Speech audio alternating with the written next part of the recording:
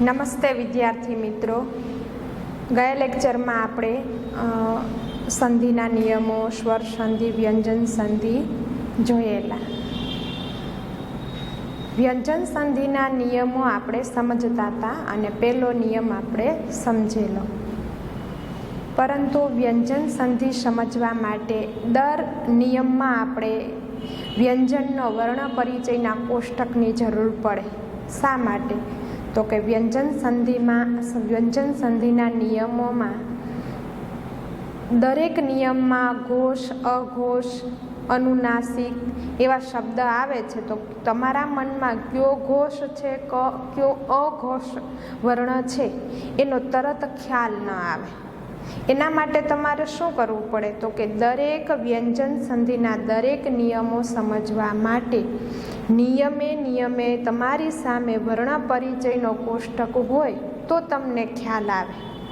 જોયું ને આપણે ગયા લેક્ચરમાં કે વર્ણ પરિચયનો કોષ્ટક આપણે લીધો અને પહેલો નિયમ સમજો કે ભાઈ આ વર્ગનો, એટલે દાખલા તરીકે ક વર્ગનો ઘોષ વ્યંજન આવે તો તમારી સામે વર્ણ પરિચયનો કોષ્ટક હોય તો તમે ગોતી શકો કે ક વર્ગનો ઘોષ વ્યંજન કયો છે. ત્યાં સુધી તમને ખબર પડવાની નથી. એટલે આપણે શું કર્યું? તો કે વ્યંજન સંધિના નિયમો આપણી પાસે 14 નિયમો છે. તો આપણે શાળામાં વિદ્યાર્થી તમે આવો ત્યારે બધા જ વ્યંજન સંધિના નિયમો પ્રત્યક્ષ બોર્ડ સમક્ષ આપણે શીખીશું ને ભણીશું ને તો તમને સરળતાથી સમજાશે. જેમ સ્વર સંધિના નિયમો અ પ્લસ અ બરાબર આ જોયા તો એને સમજવા માટે એના નિયમો આપણે તરત સમજી શક્યા. પણ વ્યંજન સંધિના નિયમો સમજવા માટે આપણે વર્ણ પરિચયનો કોષ્ટક સામે જોઈએ. દરેક ઘોષ વ્યંજન, અઘોષ વ્યંજન, અનુનાસિક, થડકારવાળો દરેક વ્યંજનનો દર વખતે આપને ખ્યાલ હોય તો સરળતાથી એ નિયમ આપણે સમજી શકીએ. નહીંતર એ નિયમ સમજવા આપણા માટે અઘરા પડે. એટલા માટે આપણે સીધા હવે શું કરશું? તો કે વ્યંજન સંધિના નિયમો આપણે રહેવા દેશું. શું કરશું? તો કે સીધા વિસર્ગ સંધિના નિયમો લઈએ કે જેથી વિસર્ગ સંધિના નિયમો સમજવા માટે આપણે કોઈ કોષ્ટકની જરૂર નથી પડતી. સ્વર સંધિના નિયમો સમજવા માટે કોઈ કોષ્ટકની જરૂર પડતી નથી. હા, વ્યંજન સંધિના નિયમો સમજવા માટે આપણે કોષ્ટકની જરૂર પડે તો તમે સરળતાથી શીખી શકો. હું તમને બોર્ડ ઉપર બધા જ નિયમો લખી અને સમજાવી દઉં, પણ એ નિયમો તમારા માટે સમજવા અઘરા પડે, યાદ રાખવા અઘરા પડે કે તમારી સામે વર્ણ પરિચયનો કોષ્ટક છે ને, એટલે કયો વર્ણ કયા વર્ગનો છે એ આપને ખબર હોતી નથી. એટલા માટે આપણે વ્યંજન સંધિ સમજવા માટે થોડી ઘણી અઘરી પડે. વ્યંજન સંધિ તરત આપણે સમજી શકીએ નહીં. એટલે વ્યંજન સંધિ આપણે રાખીશું, એના નિયમો આપણે સમજીશું પછી. અત્યારે આપણે વિસર્ગ સંધિના નિયમો લઈએ છીએ. વિસર્ગ સંધિ એટલે શું? તો કે વિસર્ગ સંધિ એટલે વિસર્ગ અને વ્યંજન, વિસર્ગ અને સ્વર, વિસર્ગ અને વિસર્ગનું જોડાણ એટલે વિસર્ગ સંધિ. કેને આપણે વિસર્ગ કહેશું? જોઈને કે આપણે કોઈ અક્ષર લખેલો છે પછી 2 ટપકા કરીએ તો એને શું કહીએ છીએ? આપણે વિસર્ગ કહેશું. જેમ સ્વર સંધિ જોઈ, વ્યંજન સંધિનો આપણે પહેલો નિયમ અને વર્ણ પરિચયનો કોષ્ટક જોયો, એ જ રીતે વિસર્ગ સંધિ ફરી પાછું આપણે જોઈ લઈએ કે વિસર્ગ સંધિ એટલે શું? તો કે વિસર્ગ અને વ્યંજન, વિસર્ગ અને સ્વર, વિસર્ગ અને વિસર્ગનું જોડાણ એટલે વિસર્ગ સંધિ. ખ્યાલ આવી ગયો? વિસર્ગ સંધિના કુલ 7 નિયમો છે આપણા અભ્યાસક્રમમાં. વિસર્ગ સંધિના કુલ 7 નિયમો છે. પહેલો નિયમ આપણે જોઈએ, વિસર્ગ પછી ચ કે છ આવે તો વિસર્ગનો શ થાય છે. જો પહેલો નિયમ આપણે જોઈએ કે વિસર્ગ પછી ચ કે છ, ચકલીનો ચ કે છત્રીનો છ આવે તો વિસર્ગનો શ થાય છે, મીંડાવાળો શ થાય છે. વિસર્ગ એટલે શું? ફરી પાછું આપણે યાદ કરી લઈએ. જે અક્ષર લખેલો છે એના પછી આપણે ટપકું કરીએ છીએ, એટલે કે 2 ટપકા કરીએ એને વિસર્ગ કહેવાય. તો કે જે વિસર્ગ કરેલો છે એની આગળના અક્ષર ને વિસર્ગ કર્યા પછીના અક્ષરને આપણે ધ્યાનમાં લેવાના હોય છે. તો નિયમે આપણે સ્પષ્ટ કીધું કે વિસર્ગ પછી ચ કે છ આવે તો વિસર્ગનો શ થાય છે. ચકલીનો છ અથવા છત્રીનો છ આવે ને તો એ વિસર્ગ પછી આવે ને તો એ વિસર્ગ પછી આવેલા એ ચ કે છનો મીંડાવાળો શ થઈ જાય છે, એવું આપણે નિયમે કીધું. તો આપણે ઉદાહરણ જોઈએ, એટલે કે દાખલા તરીકે જોઈએ, નિહ પ્લસ ચેતન, તો નિશ્ચેતન. જો નિહ પ્લસ ચેતન, તો ચેતનમાં કયો આવ્યો? ચકલીનો ચ આવ્યો ને, કેના પછી આવ્યો? તો કે વિસર્ગ પછી. તો એ વિસર્ગ પછી ચકલીનો ચ એટલે કે ચ આવેલો છે તો એ ચનું શું થાય છે? તો કે મીંડાવાળો શ થઈ જાય છે. હવે આ મીંડાવાળો શ છે ને એ આપણે શ્રીફળનો શ્રી કરીએ અથવા તો શ્રી શુભનો શ્રી આગળ લગાડીએ ને એ મીંડાવાળો સ એ શ્રી ગણાય છે. એટલે કે અહીંયા જો નિશ્ચેતન, તો આ શ અડધો થઈ ગયો ને એ મીંડાવાળો શ આપણે સમજવાનો. આ શ અડધો થયો એ શું કહેવાશે? તો કે મીંડાવાળો શ. નિયમે સ્પષ્ટીકરણ આપી જ દીધું છે કે ચકલીનો ચ અને છત્રીનો છ એ વિસર્ગ પછી આવે ને તો એનો શ મીંડાવાળો શ થઈ જાય છે, એટલે તરત આપને એ બાબતનો ખ્યાલ આવી જાય છે. હવે બીજું ઉદાહરણ, નિહ પ્લસ ચિંત, તો નિશ્ચિંત. નિહ પ્લસ ચિંત બરાબર નિશ્ચિંત. તો એ નિશ્ચિંતમાં ચ અડધા ઉપર જે ચ છે એ શ્ર છે, એ શ્ર કયો છે? તો કે મીંડાવાળો શ છે. શ્ર છે એ મીંડાવાળો શ છે, એટલે ચકલીનો ચ આવ્યો અહીંયા ચ ચિંતમાં, તો એ ચ એનો શું થઈ ગયો? તો કે મીંડાવાળો શ થઈ જાય છે. એટલે પેલો નિયમ આપને તરત સમજાઈ જાય એવો અને સહેલો અને સ્પષ્ટ છે. જો નિયમ છે એમાં આપણે ફેરફાર નથી કરતા, પણ નિયમને સમજવાનો આપણે પ્રયત્ન કરવાનો હોય છે. નિયમમાં આપણે સ્પષ્ટ કહી દીધું છે. અહીંયા 2 જગ્યાએ ચકલીનો ચ આવ્યો, એની જગ્યાએ કદાચ છત્રીનો છ આવે તો એનો શ મીંડાવાળો થઈ જાય છે. એટલે પહેલો નિયમ આપને સમજાઈ ગયો, પહેલો નિયમ યાદ રાખવો સહેલો થયો. હવે નિયમ નંબર 2. નિયમ નંબર 2માં શું કીધું છે? તો કે વિસર્ગ પછી ટ કે ઠ, વિસર્ગ પછી ટ કે ઠ આવે તો વિસર્ગનો શ થાય છે. સ્પષ્ટ કીધું કે વિસર્ગ પછી ટ કે ઠ આવે તો વિસર્ગનો ષષ્ઠકોણનો શ થાય છે. પહેલા નિયમમાં આપણે શ મીંડાવાળો થાય, પણ કયો શ કીધો તો કે ચકલીનો ચ અને છત્રીનો છ. હવે નિયમ 2 આવ્યા. બીજા નિયમમાં આપણે વિસર્ગ પછી ટ કે ઠ આવે તો તેનું શું થાય છે? તો કે ષષ્ઠકોણનો શ થઈ જાય છે.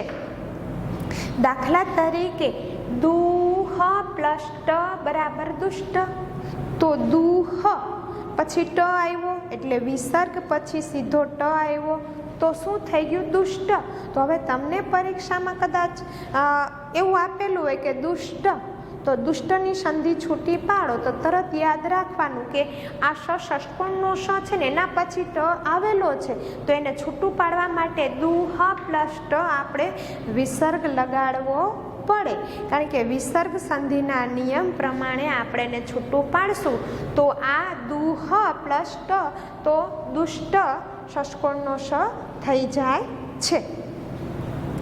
પુહ પ્લસ ટ તો પુષ્ટ, પુહ પ્લસ ટ બરાબર પુષ્ટ. બેમાં એ જ રીતે ષષ્ઠકોણનો શ બંનેમાં અડધો અડધો એટલે કે જોડાયેલો શબ્દ બની જાય છે. હવે નિયમ નંબર 3. વિસર્ગ પછી ત કે થ આવે તો વિસર્ગનો શ થાય છે. વિસર્ગ પછી ત કે થ આવે તો વિસર્ગનો સ થાય છે. આપણે નિયમ પાછો યાદ કરી લઈએ કે વિસર્ગ પછી ત કે થ આવે તો વિસર્ગનો સ થાય છે. કયો સ થાય? તો કે સાદો સ. જો આમાં બધાને ષષ્કોણનો, મીંડાવાળો શ, ચકલીનો ચ, છત્રીનો બધાને ખોડો બતાવ્યા છે. શા માટે? તો કે બધા જ ઉચ્ચારણમાં પડે છે, ક્યાંક અડધો થઈ જાય છે, ક્યાંક છૂટો પડે છે. આને કારણે એના ભેગો સ્વર નથી ભળેલો. હવે જેને જે વ્યંજન સાથે સ્વર ભળેલો ન હોય તો એ વ્યંજનને આપણે શું કરીએ છીએ? ખોડો કરીએ છીએ, એટલે કે ખોડો દર્શાવીએ છીએ. એટલા માટે જ્યાં સ્વરનું ઉચ્ચારણ ન થતું હોય એવા અક્ષરને આપણે, એવા વ્યંજનને આપણે ખોડો દર્શાવીએ છીએ. એટલે આમાં જોઈને આપ્યું ને કે ત કે થ, તો બંને ખોડો બતાવ્યા છે. સ થાય છે તો સ કેવો? તો કે ખોડો, તો એનો સાદો સ થઈ જાય છે. દાખલા તરીકે દુહ પ્લસ તર, તો દુસ્તર. દુહ પ્લસ તર બરાબર દુસ્તર. નિહ પ્લસ તેજ બરાબર નિસ્તેજ. તો જો ત બંનેમાં ત આવ્યો, દુ પછી તરત વિસર્ગ પછી ત આવ્યો. અહીંયા પણ ની પછી ત આવ્યો બંનેમાં. દુહ પ્લસ તર બરાબર દુસ્તર. નિહ પ્લસ તેજ બરાબર નિસ્તેજ. બંનેમાં વિસર્ગ પછી ત આવેલા છે. એટલે નિયમે કહી દીધું ત કે થ પછી વિસર્ગ પછી ત કે થ આવે તો તેનો સાદો સ થાય છે. તો બંને જગ્યાએ શું થઈ ગયું? દુસ્તરમાં સાદો સ આવી ગયો, નિસ્તરમાં નિસ્તેજમાં સાદો સ આવી ગયો. બંને જગ્યાએ આપણે તરત નિયમ સમજાય છે. નિયમ આપણે એકદમ સ્પષ્ટતા આપી દે છે. જો બંને નિયમમાં તરત સમજાઈ જાય, સ્પષ્ટ આપી દે. બંને જગ્યાએ તર ને તેજ બંનેમાં તલવારનો ત આવે છે. એટલે તરત એવું થઈ જાય છે કે તનો શું થઈ જાય છે? તો કે સાદો સ થઈ જાય છે. ઉચ્ચારણમાં સીધું ભળી જાય છે. નિસ્તેજમાં સ સાદો આવે છે અને એ સ અડધો છે, એટલે આપણે અહીંયા સખોડો દર્શાવેલો છે, એટલે કે અડધો સ થાય છે. એટલે તરત આપણે નિયમ સમજાઈ જાય છે, નિયમનો તરત ખ્યાલ આવી જાય છે. અને કઈ રીતે આપણે વિસર્ગ પછી કયો અક્ષર આવે છે એ નિયમ આપણે સ્પષ્ટ કહી દે છે, એટલે તરત આપણે એ બાબત સમજાઈ જાય છે. હવે નિયમ નંબર 4, વિસર્ગની પછી શ સાદો શ મીંડાવાળો, ષષ્કોણનો શ કે સાદો સ. પાછું નિયમ બોલીએ આપણે. વિસર્ગની પછી શ કે શ આવે તો વિસર્ગ એમનો એમ રહે છે. એવું નિયમ કહે છે આપણે કે વિસર્ગ પછી સાદો મીંડાવાળો શ, ષષ્કોણનો શ કે સાદો શ આવે તો વિસર્ગ એમનો એમ રહે છે. નિહ પ્લસ શંક બરાબર નિહ શંક. જો વિસર્ગ એમનો એમ રહેવું એટલે તો કે અહીંયા વિસર્ગ ભેગો સાથે જ રહે. જો આમાં ક્યાંય આપણે વિસર્ગ જોતા નથી, અહીંયા વિસર્ગ એની સ્થિતિ મારીએ છે. તો કે હા કયો આવ્યો? તો કે મીંડાવાળો શ આવ્યો.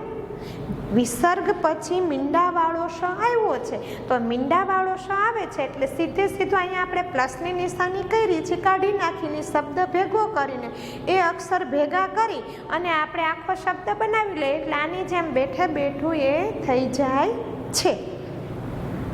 વિસર્ગને આપણે કાઢવાનો નથી, આખો શબ્દમાં પાછો વિસર્ગ આપણે લઈ લેવાનો છે. શા માટે? તો કે નિયમે આપણે સ્પષ્ટીકરણ આપી દીધું છે કે મીંડાવાળો શ, ષષ્કોણનો શ કે સાદા સ પછી વિસર્ગ, પહેલા વિસર્ગ આવે તો એ વિસર્ગ આપણે એમનો એમ રહેવાનો છે, એને કાઢી નાખવાનો નથી. તો જ્યારે આપણે શબ્દને ભેગો કરીએ, સંધિ કર્યા હતા, શબ્દને ભાગ સંધિ કરીએ ત્યારે, સંધિ છોડીએ ત્યારે આપણે વિસર્ગમાં ભાગ પડે છે, પણ સંધિ કરીએ ત્યારે વિસર્ગ સાથે લઈ લેવાનો છે.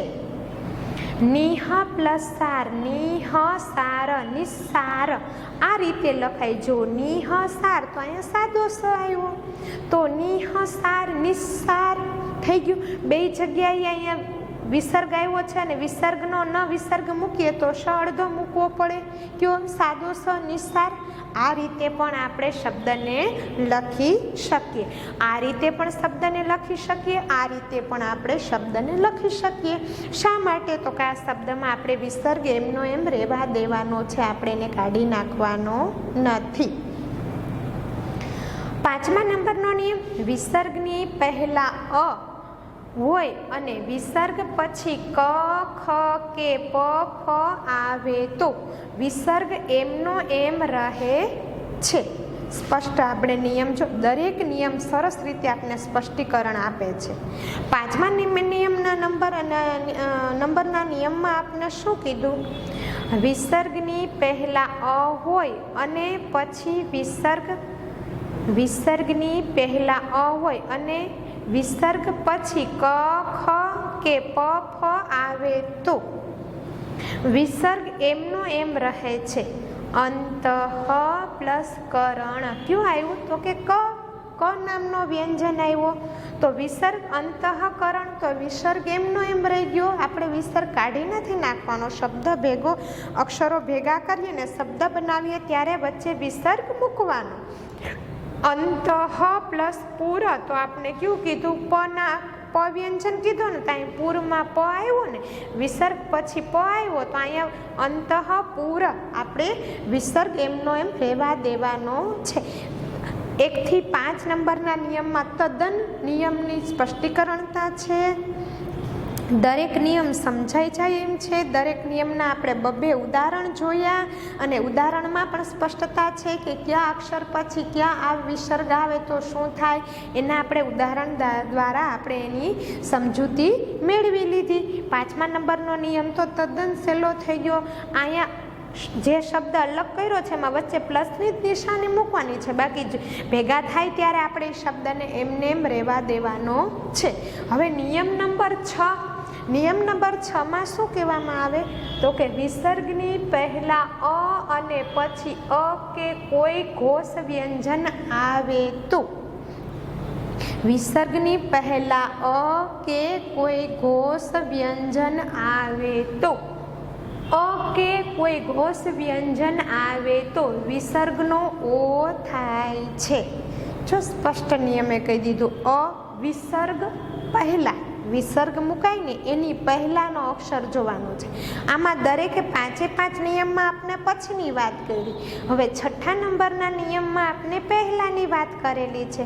તો વિદ્યાર્થી મિત્રો આપણે અહીંયા પહેલા અક્ષરને જોવાનો છે. પહેલાની વાત સમજવાની છે. વિસર્ગની પહેલા અ અને પછી અ કે કોઈ ઘોષ વ્યંજન આવે તો વિસર્ગનો ઓ થાય છે. હવે ઘોષ વ્યંજન જે આપણે વર્ણ પરિચયના કોષ્ટકમાં આપણે જોયું ને કે જ્યારે આપણે કોઈ સ્વધ્વનિ કોઈ શબ્દ બોલવા માટે આપણા ધ્વનિ સ્વરમાંથી ધ્રુજારી કંપારી વધારે પ્રાણવાયુ ખેંચાય ત્યારે ધ્રુજારી કંપારી વધારે આવે છે. એવા દરેક વ્યંજન અથવા દરેકને સ્વરને આપણે શું કહેશું? ઘોષ. એવા દરેક વ્યંજનને આપણે ઘોષ વ્યંજન કહેશું. મનઃ પ્લસ હર બરાબર મનોહર. જો મનઃ પ્લસ હર બરાબર મનોહર. વિસર્ગની પહેલા અ અને પછી અ કે કોઈ ઘોષ વ્યંજન. તો હ છે ને એ ઘોષ વ્યંજન છે. હ કેવો છે? ઘોષ વ્યંજન છે. અ આવ્યો જો અહીંયા મન, તો ન માંથી કયો સ્વર છૂટો પડે? તો કે અ સ્વર છૂટો પડે છે. આમાં અ આવેલો છે. અહીંયા આ હ છે એ કયો? તો કે ઘોષ વ્યંજન છે. તો એ મનોહર શું થઈ જાય છે? ઓ થઈ જાય. તો અહીંયા શું થઈ ગયું? નોમાં ઓ નામનો સ્વર ભળી જાય છે. મનઃ અ નામનો સ્વર છૂટો પડે, આમાંય અ નામનો સ્વર છૂટો પડે. બંનેમાંથી અ નામનો સ્વર છૂટો પડે છે તો છેલ્લે ઓ થઈ જાય છે. એટલે અહીંયા મનોહર થઈ જાય છે. વિસર્ગ પછી નિયમ અધઃ પ્લસ ગતિ બરાબર અધોગતિ. તો અધઃ, તો ધમાં પણ અસ્વર છૂટો પડે છે, ગમાં પણ અસ્વર છૂટો પડે છે. અને ગ છે એ ઘોષ વ્યંજન છે. ગ છે કેવો છે? તો કે ઘોષ વ્યંજન છે. તો આ ઘોષ વ્યંજનમાં પણ અસ્વર છૂટો પડે, આમાં પણ અસ્વર છૂટો પડે છે. તો એનો અધો, તો ધોમાં ઓ નામનો સ્વર ભળી જાય છે. તો એ અધોગતિ, તો ઓ નામનો સ્વર થાય છે. નિયમ નંબર 7. વિસર્ગ પછી ર આવે તો વિસર્ગનો ર થઈ જાય છે.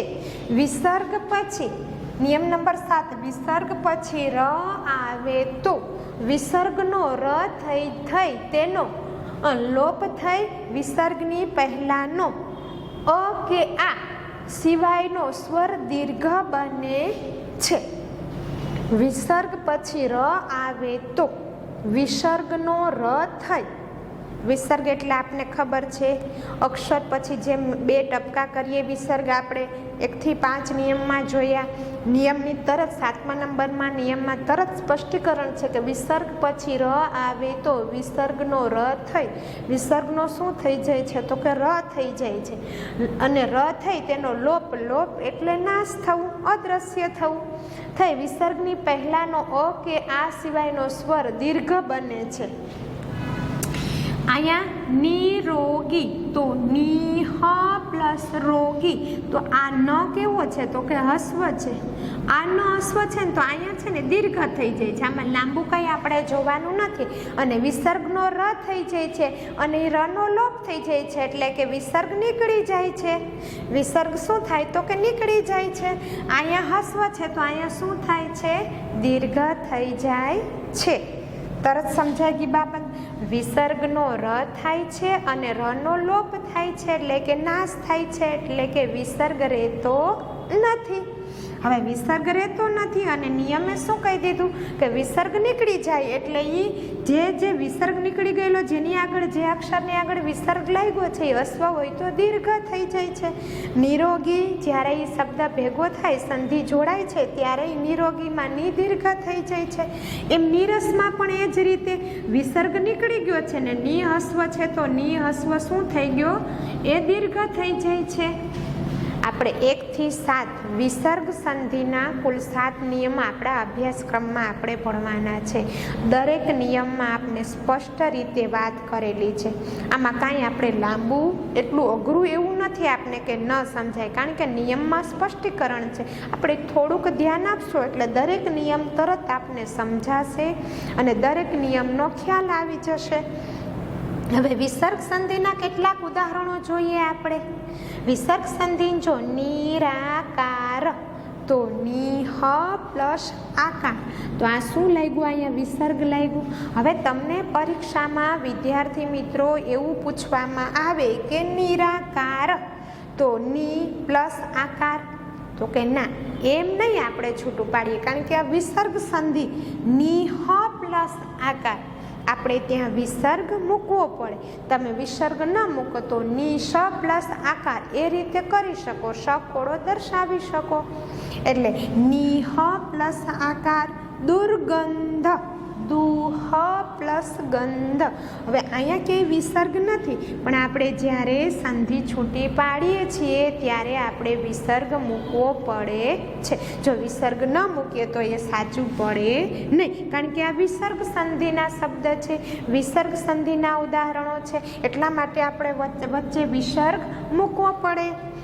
અધોગતિ, અધઃ પ્લસ ગતિ, અધોગતિ જે આપણે ઉપર જોયું ને કે અધોગતિ, અધઃ પ્લસ ગતિ.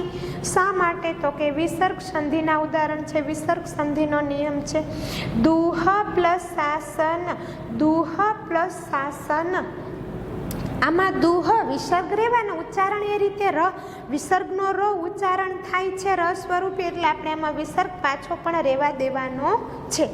નિસ્તેજ, નિહ પ્લસ તેજ. મનોરંજન, મનઃ પ્લસ રંજન. હવે મનોરંજન, મનઃ નો ઓ છે ઉચ્ચારણનો શું થઈ ગયો તો કે વિસર્ગ થઈ ગયો. ઓ ઉચ્ચારણનો શું થાય છે તો કે વિસર્ગ થઈ જાય છે. તરત આપણે ઉપરનો 6 નંબરનો નિયમ જોઈએ છે કે મનઃ પ્લસ હર તો મનોહર થાય તો એ છૂટું પડે છે, તો આમ પણ આમાં પણ છૂટું પડે તો ઓનો શું થઈ જાય છે તો કે વિસર્ગ થાય છે. તરત આપને એ બાબતનો ખ્યાલ આવી જાય છે. અંતઃપુર, અંતઃ પ્લસ પૂર. તરત આમાં તો વિસર્ગ છે જ. આ 5મા નંબરના નિયમમાં છે કે વિસર્ગ એમનો એમ રહેવા દેવાનો છે, એટલે આપણે શબ્દ છૂટો પાડીએ ત્યારે ને શબ્દ ભેગો કરીએ ત્યારે પણ એમાં આપણે વિસર્ગ રહેવા દેવાનો છે. 8મા ઉદાહરણ જોઈએ નિર્વાણ, નિહ પ્લસ વાણ. વિસર્ગનો શું થઈ ગયો? અહીંયા રેફનો શું થઈ ગયો? ર, અને રનો શું થઈ ગયો? વિસર્ગ થઈ ગયો. નિહ પ્લસ વાણ, નિહ શબ્દ તો નિહ પ્લસ શબ્દ, દુર્વ્યય બરાબર દુષ અથવા દુહ પ્લસ વ્યય. જોઈ ને અહીંયા દુર્વ્યય, તો આ દુ પછી આપણે વિસર્ગ મૂકવો પડે અથવા તો સાદો સ મૂકી અને ખોડો દર્શાવીએ, કારણ કે ઉચ્ચારણમાં એ આપણે દર્શાવીએ છીએ. એટલે આ રીતે આપણે દર્શાવીને આ રીતે છૂટું પાડીએ. વિદ્યાર્થી મિત્રો, આપણે અહીંયા વિસર્ગ સંધિના નિયમો આપણે પૂરા કરીએ છીએ. વિસર્ગ સંધિના કુલ નિયમો આપણે 7 છે. 7 નિયમો આપણે સરસ રીતે આપણે સ્પષ્ટ રીતે આપણે સમજ્યા, સ્પષ્ટ રીતે આપણે બોર્ડમાં પણ લખેલા અને તમે જોયેલા અને આપણે સમજેલા. વિસર્ગ સંધિના આપણે કુલ 10 ઉદાહરણો પણ જોયા કે કઈ રીતે શબ્દને સંધિને જોડી શકાય અને સંધિને છૂટી પણ પાડી શકાય. આપણે અહીંયા સ્વર સંધિના નિયમો આપણે અહીંયા પૂરા કરીએ છીએ. સ્વર સંધિ, વિસર્ગ સંધિ, વ્યંજન સંધિના નિયમો આપણે કોષ્ટક સાથે ભણવાના હોય તો દરેક નિયમ સાથે આપણે કોષ્ટકની જરૂર પડે, એટલે એ કામ સરળતાથી આપણે કરી ન શકીએ. એટલે આપણે ક્લાસ વર્કમાં એ નિયમો જોશું. અહીંયા આપણા વિસર્ગ સંધિના નિયમો પૂરા.